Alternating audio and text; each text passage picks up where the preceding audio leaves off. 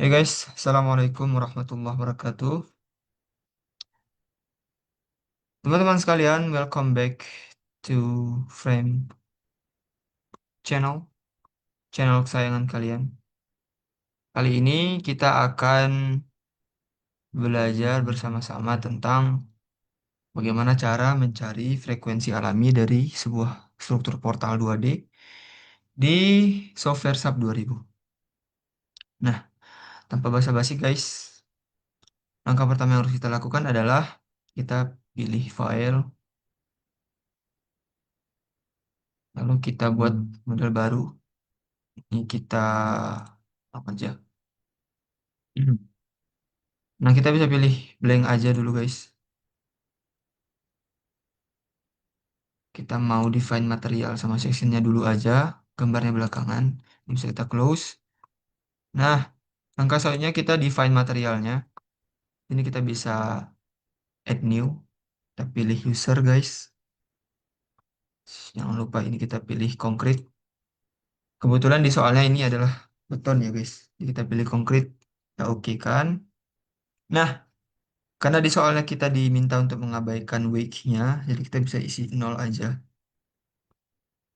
Dan untuk elastisitasnya di soal kita itu sama dengan 20.000 MPa.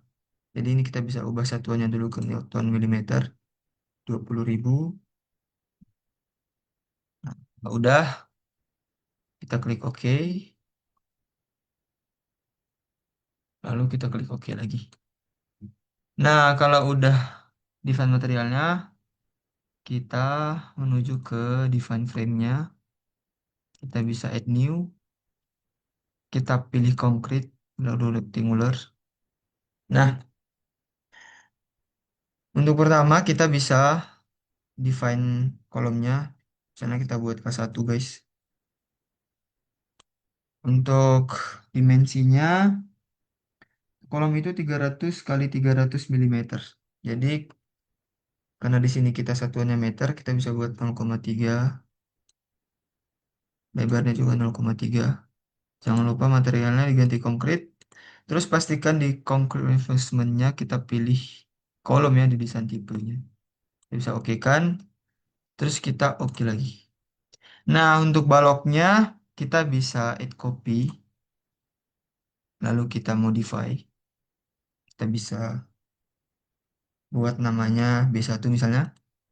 Nah, di soal kebetulan untuk balok tingginya itu 500 milimeter dan lebarnya itu 300. Udah benar, guys.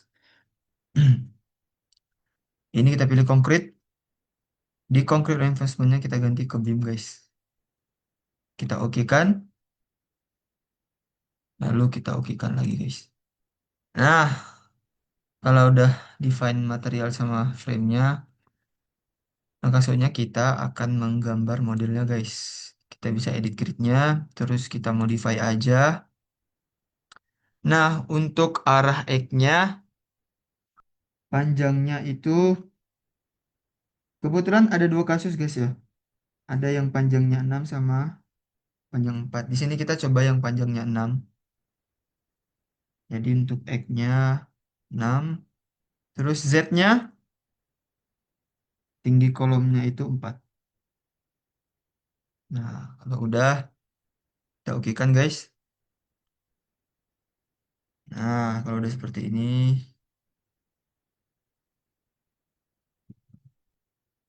kita ke guys,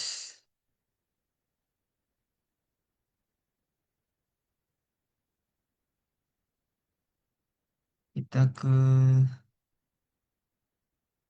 ini kelihatannya agak melek, guys. Kita direct dulu. Nah, kalau udah seperti ini, lalu kita ganti koordinatnya ke XZ supaya lebih mudah menggambarnya. Lalu kita langsung gambar aja, guys. Untuk K1-nya terlebih dahulu kita gambar klik kanan, terus yang ini juga kita klik kanan. Nah, untuk baloknya, sectionnya kita ganti ke balok. Lalu kita gambar. klik kanan. Oke guys, kalau udah digambar, langkah selanjutnya adalah memasang tumpuannya. Nah, di soal itu untuk tumpuan sebelah ini kita sebut sebelah kiri aja guys ya. Sebelah kiri itu adalah jepit. Kita pilih jepit, kita kita apply, terus kita oke. Yang sebelah kanan itu kita pilih sendi. Soalnya sendi, kita apply, kita oke. Nah, kalau tumpuannya udah, langkah selanjutnya kita mengaplikasikan masanya yang terletak di balok. Nah, kebetulan karena masanya terletak di tengah, jadi baloknya kita divide dulu guys, jadi dua bagian. Caranya kita blok, terus kita edit lines, kita divide framesnya.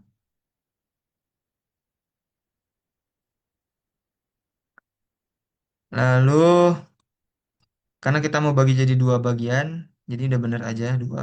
Terus last of first length ratio-nya satu, lalu kita apply, lalu kita oke.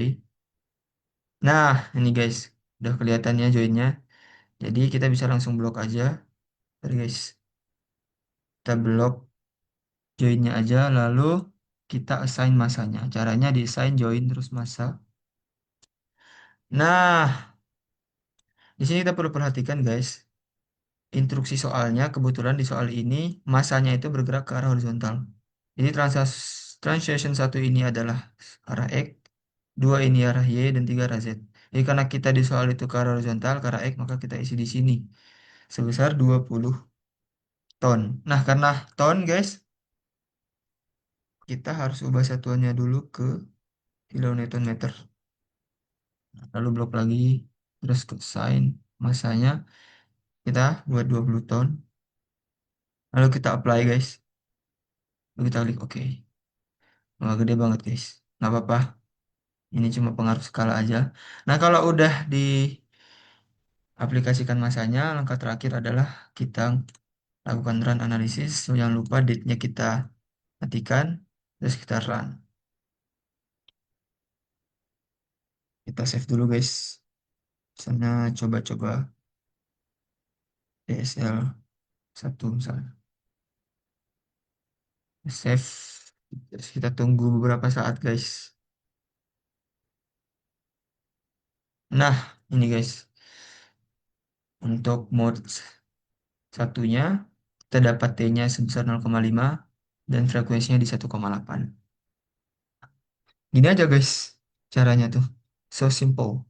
Nah, untuk soal nomor 2, sebenarnya sama aja caranya. Bedanya di pengaplikasian masanya. Bukan di soal nomor 2 itu masanya diletakkan ke arah vertikal. Jadi jangan lupa nanti berarti ditranslasi Z ketiga. Untuk caranya yang lain, soal model dan sebagainya itu sama aja. Kayak gini juga. Mungkin cukup guys. Thank you so much for watching this video.